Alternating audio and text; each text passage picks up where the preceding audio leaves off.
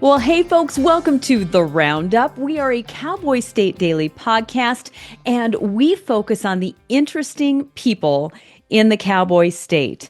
And it's such an interesting place with so many interesting people and so many resources. Real quickly, before we get started with our really great guest today, I want to make sure that people know about another great podcast called Business from the Basement. It's the Wyoming Business Alliance's podcast. We want to make sure to let people know that these resources from the Business Alliance are out there for anybody who's in business in the Cowboy State. Check out the Wyoming Business Alliance Business from the Basement podcast for wonderful information that'll help you with your Wyoming business.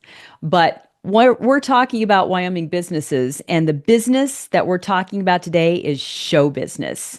And show business is embodied in our guest, Ned Ledoux. Ned Ledoux, what a great thing to have Ned on our podcast today. Ned, welcome to the Roundup. We're so glad to have you. Well, thanks for having me. It's so fun to be able to talk to you. We were talking just beforehand, and Ned and I actually grew up in the same part of Wyoming. I'm from Buffalo, and Ned is from Kaycee. So I think they're the only two communities in Johnson County, if I recall correctly. But I think you're right. Yeah, I think most everybody knows somebody in common, which is a lot of fun. And Ned, you grew up in Kaycee. You grew up, of course, can I say the shadow of the spotlight, because your dad was in the spotlight and you were just on the edge of that, and then eventually you joined him, and I absolutely love that. Ned, tell us about growing up in Wyoming. What was it like for you growing up in such a unique, your feet really in two worlds? Yeah, I just love the state of Wyoming. Yeah, very proud to have grown up there, and to grow up on a ranch. Is you know means a lot to me. Because just growing up a ranch kid, you learn so many things out there. Work ethic, and just a working ranch. You learn how to work cows and build fence and haying and irrigating and all that stuff. And working side by side with my siblings was great. And of course, when you're a kid, that kind of work is something that you might not really want to do because it's pretty tough stuff. But looking back on it now, I'm sure thankful that I got to do that. And yet you also had a glimpse into the show business world, into the music industry world. What was it like to kind of be able to see both of those different life experiences?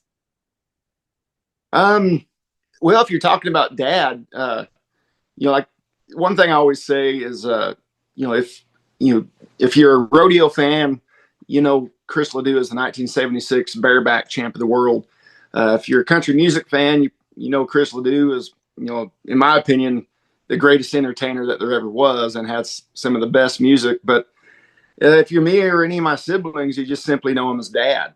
He never really brought that stuff home, and I've talked about, all the people that he played for and, all the big shows that he did and all that stuff. It was like, he wanted to get involved with what we were doing, whether it was a sport that we were into or homework. But then once he got into playing the game of golf, he's like, hey, you guys want to go play some golf? So he's the reason why I got into playing golf. But yeah, it was cool to see his shows. We got to go see, a few of his shows, growing up. And but yeah, I mean, there's never going to be another one like him. That's for sure. There never is. His Western Underground album is just one of my favorites. I mean, I think I wore that tape out when I was in college. Cadillac Ranch, obviously this Cowboys hat. Great songs, iconic songs. And Ned, now you have picked up the mantle of the legend of the persona that was Chris LeDoux, and you've taken that and you're keeping that alive in your music. And tell us a little bit about that. Yeah, well, singing was never even an idea for me up until, I don't know, a little over 10 years ago. Because all I ever wanted to do was play drums. And I got a set of drums when I was, I don't know, 5 years old or something like that.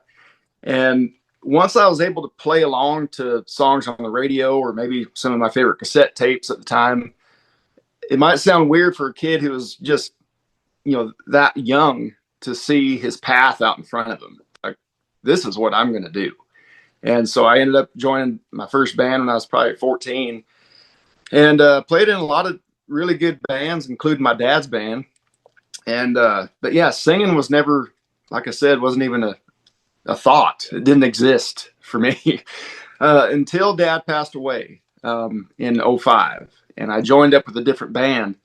And we were playing somewhere in Nebraska. And we played a Friday and a Saturday night. And after the Friday night show, we all went back to the hotel and were hanging out. And we got some friends over. And the lead singer of the band, Dustin Evans, had his acoustic out and was playing. And he got up to go get a beer or something and handed me the guitar and said, "Hey, man, why don't you play one of your dad's songs?" And I said, "Well, I'll hold the guitar for you, but I don't sing. I'll just wait for you to get back." And so he comes back and he's like, "Well, do you know," he rattled off like 2 or 3 different songs. I said, "Yeah, I know the words to most all of his songs, but I don't sing. I've never even tried it."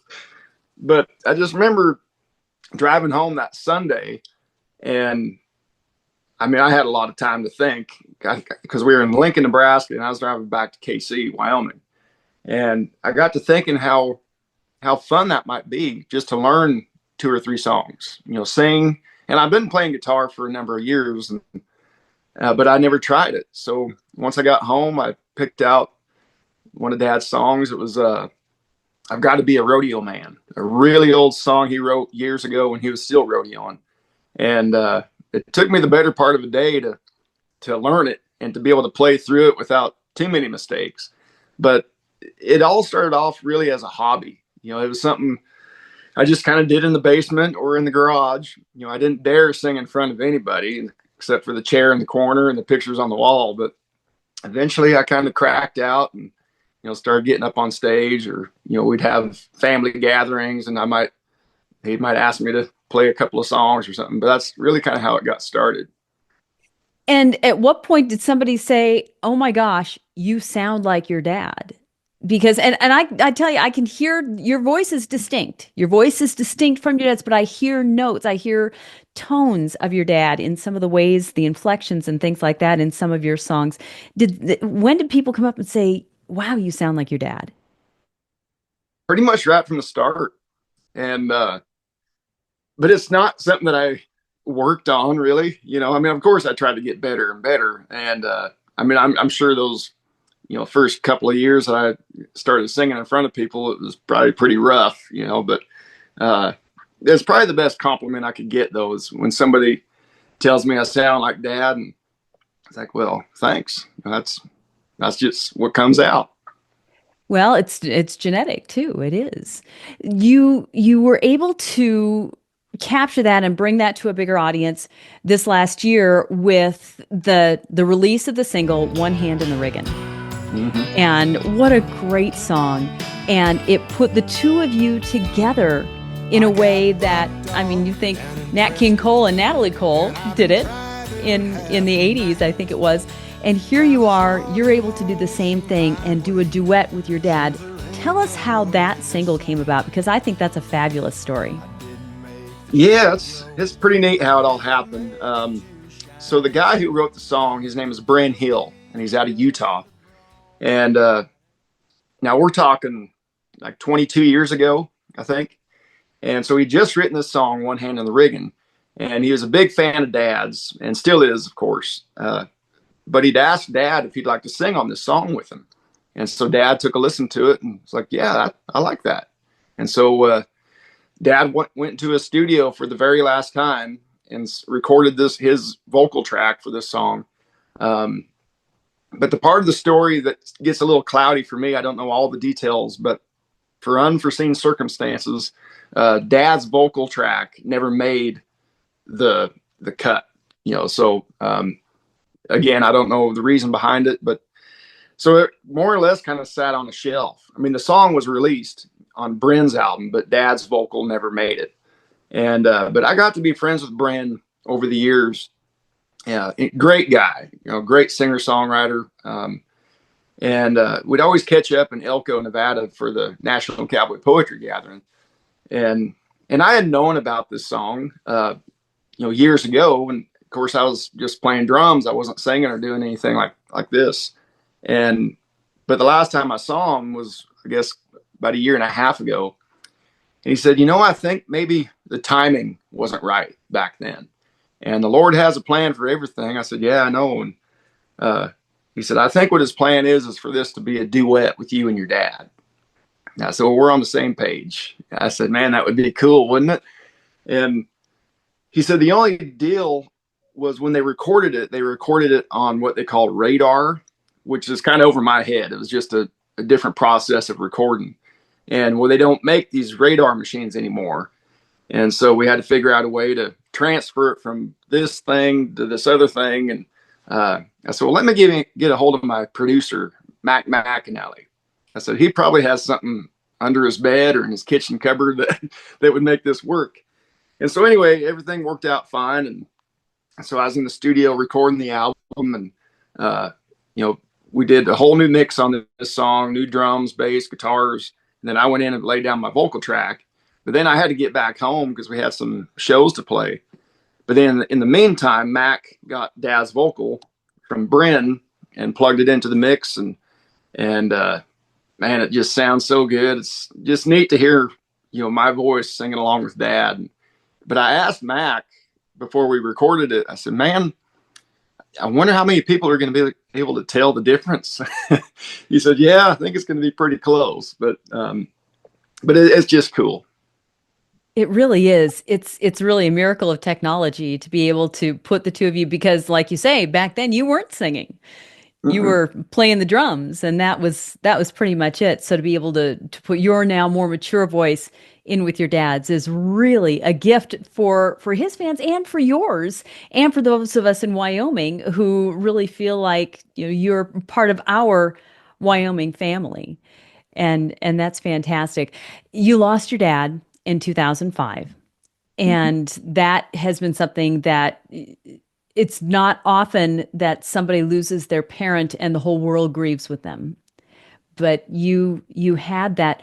What was it like for you to go on with your music, knowing that the person who trained you, who inspired you, who got you up on that stage for the first time with him? I mean, I know that you played in a band before that, but to get up there with him, how did that affect your career and your trajectory when your dad passed? Well, I know he would probably just say, just get back out there, and that's what I needed to do. I got to give a big thanks to Dustin Evans and the Good Times Band, because it was like 2 weeks after Dad passed. Dustin called me up and said, man, and he had lost his dad, just a few years prior. And he said, the job's yours if you want it. He said, I'd love for you to come out and play drums for us. I said, well, when's the next gig? Because I need to get out there and get after it. But yeah, I know Dad, he would just say, keep doing what you're doing, yeah. So that's what I'm doing. It is. And you've had more than your share of tragedy. And I want to talk about this new album that you've got. It's called Safe Haven. It was just released at the beginning of April, correct? Yeah, April 4th. Yep. So this new album that you've got called Safe Haven, and for people who know you and who followed your career or who are personal friends, they know that this album is named for your daughter. But yeah, I came up with this title. First of all, it's hard to come up with an album title. Sometimes you'll have, like, in a list of songs that are going to be on the album, there might be a song that kind of stands out from the rest that would make for a good album title. But on this one, there wasn't really anything that really jumped off the list. And so I just took out a sheet of paper and a pen and just started writing down all kinds of stuff, whatever came to mind. I had 10 to 15 different decent ideas. But then down in my basement, I got this picture of me and my daughter on the wall.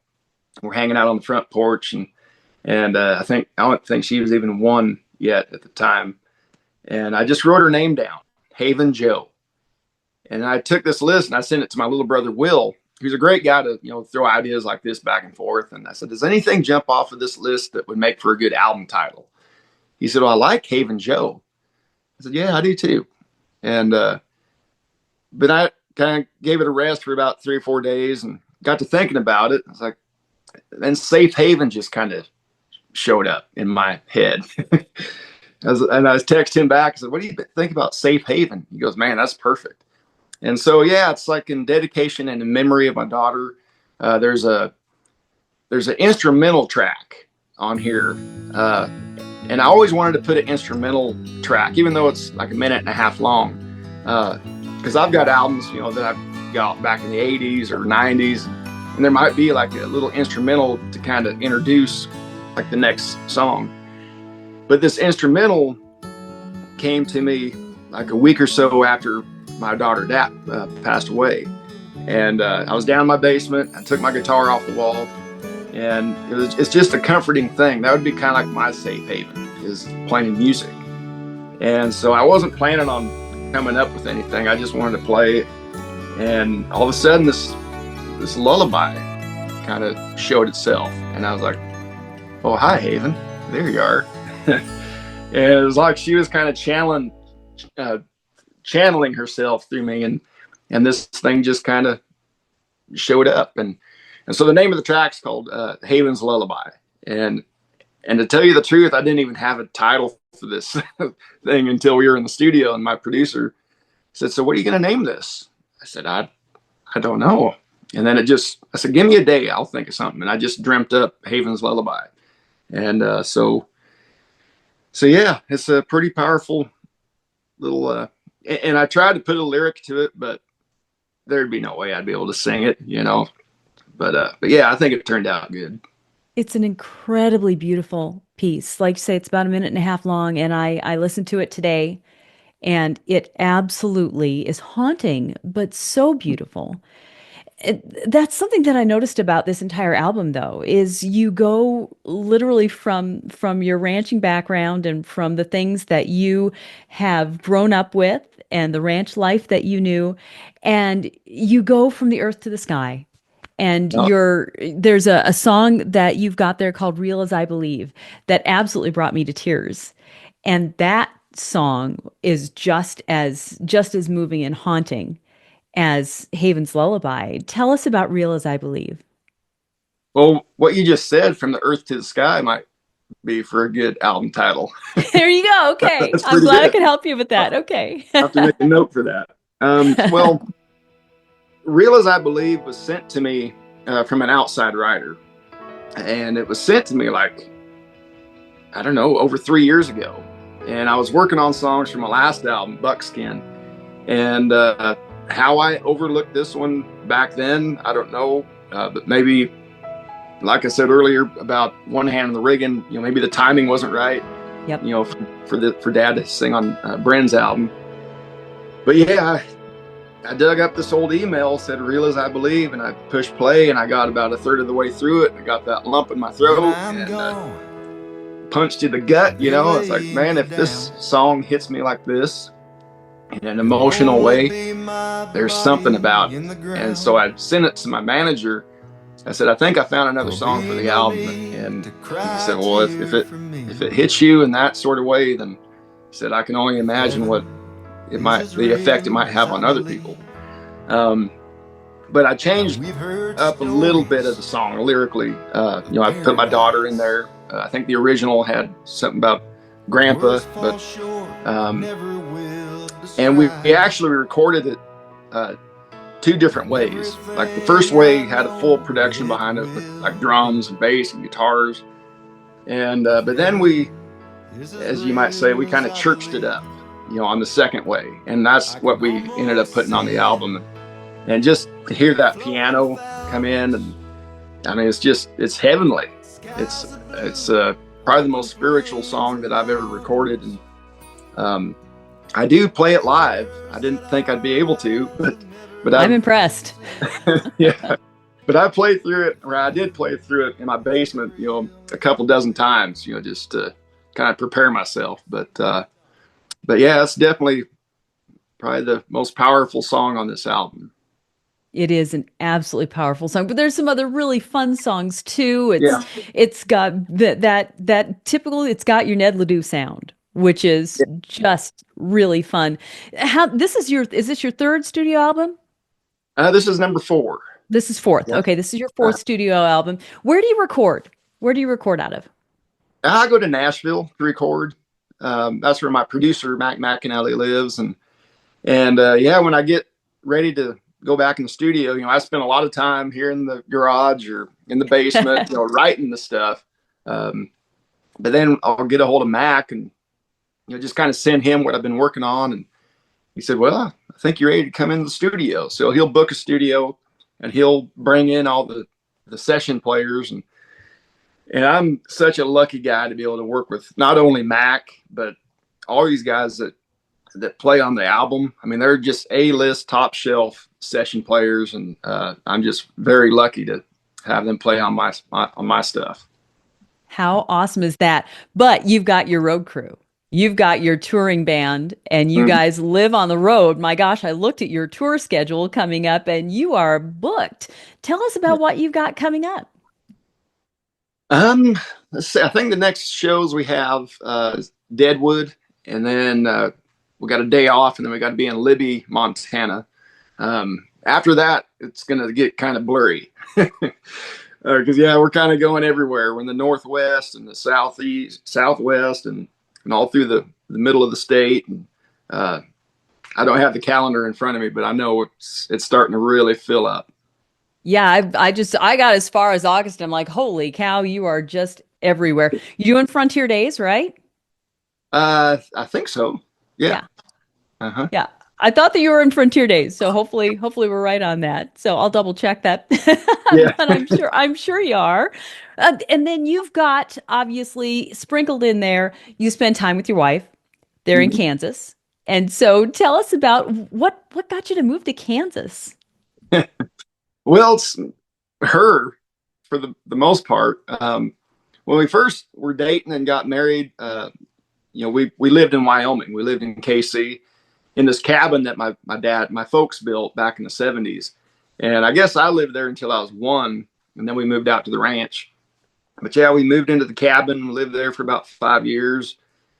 But she's got a identical twin sister, and I learned that you can't put a long distance relationship between twins. And I mean, yeah, so she started kind of getting homesick, later on. But my mom asked me once, she goes, "Do you think you'd ever move to Kansas?" I said, "Maybe, yeah."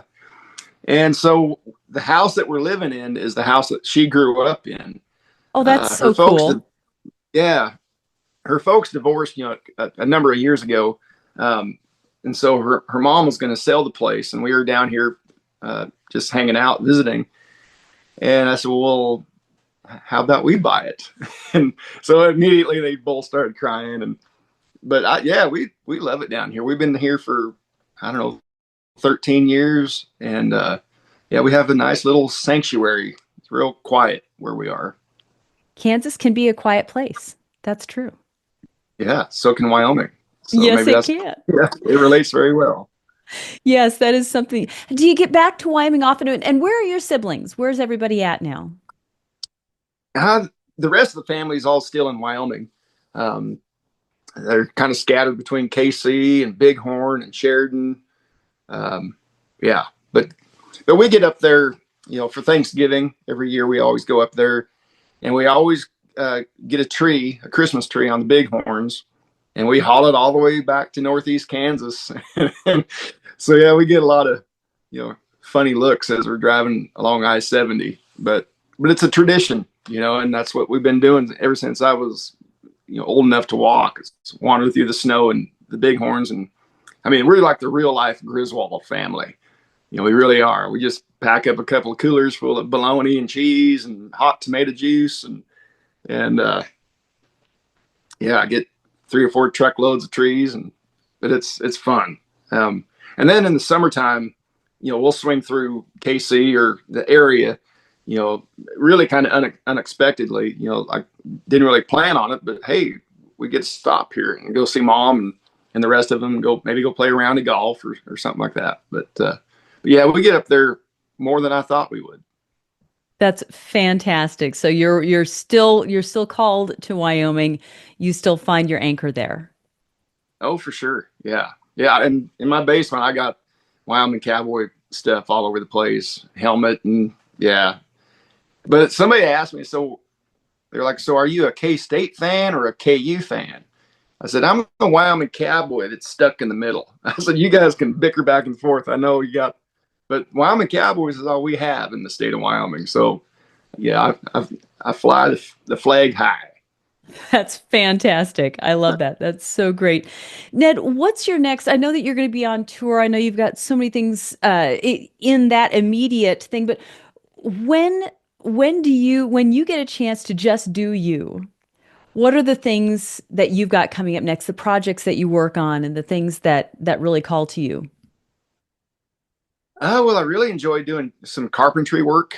I recently just redid our deck. It was getting pretty beat up and weathered, so I just put some new boards down on that. And um, I think now I'm just going to take a little bit of time off because my hands are sore from running the drill and hammering. So, but there's always a project. You know, when you're a homeowner, you're never done. There's something that you're going to want to fix or replace or whatever. But yeah, I always have something to do. Yeah. So in between gigs, you're at home working, doing honeydew things. Well, it's just what I like to do. I mean, I'll do whatever she needs, but I can't sit on the couch all day. I gotta go out and do something. That's fantastic. I love that. So, Ned, tell us then about your next studio time. Do you already have, I mean, this album just came out, but are you already working on material for the next? Not really. I guess I should probably try to write a little bit more, but usually I spend so much time. It takes me a long time to write a song. I take a lot of notes. That's kind of where it starts. Somebody might say something in a way or phrase something in a way that I've never heard put that way before. So I'll write a little note down, or I might be outside running the chainsaw or mowing and have all this noise going on, and a melody will show itself. So I'll shut everything down and sing that melody in my phone, but then I'll put the phone away and get back to what I was doing. But yeah, once I go in the studio and we record everything, I'm just kind of like, okay, all done, and then kind of give the songwriting a break for a while, and because I need to be inspired. I know there's some songwriters that probably have like a set schedule where it's like, okay, 2 o'clock on Wednesdays and Fridays, that's songwriting time. Well, good for you, but I don't work that way. I mean, I got a lot of other things I enjoy doing, and responsibility, priorities, and not to say that songwriting's like on the back burner or anything like that, but when I release a brand new album and it's not even a month old yet, it's like I'm going to give it time to learn how to fly. Let people take a listen to it, and but yeah, I already have a few notes written down somewhere for some new stuff, but which is way ahead, further than I was, after my last album. So That's I'll get to great. work on it. So, Ned, I know this has been a really emotional album for you to put together, and it's got some beautiful spiritual songs on it and a lot of nods to your dad and to your daughter. But is there a song on this album that really fires you up? I mean, what's your favorite Let It Rock song on this? Because that's what your dad was famous for too, is those great rockin' songs and those Mhm. great country songs that just brought people to their feet. What's your favorite just Let It Rock song on this album? Um, I probably Boys Growing Up. I think it's the opening track. And again, it's a song that was sent to me from an outside writer. But the version that was sent to me was just a demo. It was just a vocal acoustic track, no big production behind it. And when I first listened to it, it reminded me of me and my brothers, growing up and out on the ranch, and bickering back and forth with each other, and breaking stuff, learning how to fix it. And I mean, even though we're growing up and got kids of our own now, It just seems like every time we get back together, we reminisce about the old days. And but it's a really fun song to play live, and it's probably my favorite song, right now that we're playing live. And but I was talking to Mac McAnally, my producer, and I said, yeah, I'd like for this to kind of have like a Tom Petty, Sheryl Crow type of groove to it. Nothing too complicated, just a good groove. And I think we accomplished that. So yeah, Boys Growing Up, it might be my favorite one to be playing live right now. But you have other songs that you play every concert. And Mm-hmm. what's your most requested song? Oh, cute. Well, I thought I'd get to this point where I'd have 4 albums out. And boy, I don't know. Of my own song, I mean, Brother Highway is kind of a favorite. That was like one of my first songs I ever wrote by myself. Forever a Cowboy. But then, we always throw some of Dad's songs in the mix in the set. I mean, even though, like I said, I got 4 albums of my own and I could fill a 90-minute set with nothing but my stuff, but I would never do that. I mean, you're going to hear some of Dad's songs, whether you want to or not, because we love to play them. And so the one song of his that we will always do is This Cowboy's Hat. And, Absolutely. Yeah, we love playing that song, and the crowd knows it. I mean, I could probably step away from the mic and they could just sing it, but yeah, that's definitely a staple. It is Long Before You Take This Cowboy's Hat. It's a great song. Absolutely. And I think it's almost iconic for Wyoming. I think Wyoming has claimed that song as well. Well, in the end, he says big old Texas grin. Well, shoot, 10 years ago, I changed it to big Wyoming grin. So that's what you're going to hear me say. Unless we're in Texas. Well, yes, unless you're in Texas, then people in Texas will expect that. Ned, this has been such a great conversation and a great opportunity for people who have not either heard you play or haven't had a chance to really get to know your story. Not just the fact that you are Chris LeDoux's son, but that you're Ned Ledoux, that you have your own band, you've got your own style, you've got your own identity as a songwriter and as a performer. And so we're so glad to get this chance to get to know you and to get to be able to look forward to the next music that's coming out. Safe Haven is available anywhere, right? I found it on Spotify. And you can get it on Amazon. Where can you get it? Yeah, anywhere you download or stream your music. I'm still a big fan of the CD, a physical product, because you can, just everything about it. I mean, it just reminds me of when I was a kid going to Casper, when there was still music stores. And yeah, you just take the shrink wrap off, and you open it up, and the smell of it. And you got the booklet with the liner notes and the lyric sheets and lyrics. And some of them might come with a poster. I just recently got the Black Crowes new album, and I mean, I'm just looking through it. It's got a poster in there, and the CD sounds way better. I mean, you can listen to stuff on your phone, that's fine, but if you want a good sound quality, it's CD. So, and we always bless you for promoting that. I think that's great because I still have all my CDs and I'm trying to figure out why I held on to them. That's the reason. Thank you. Yeah. Mm-hmm. And we do the vinyl thing as well. I know vinyl's still selling good, so we'll keep on printing it out on that too. But yeah, and we always pack the CDs. They're always available at the merch table at the shows too. So if you come and see a show, there's all the stuff that you need there too.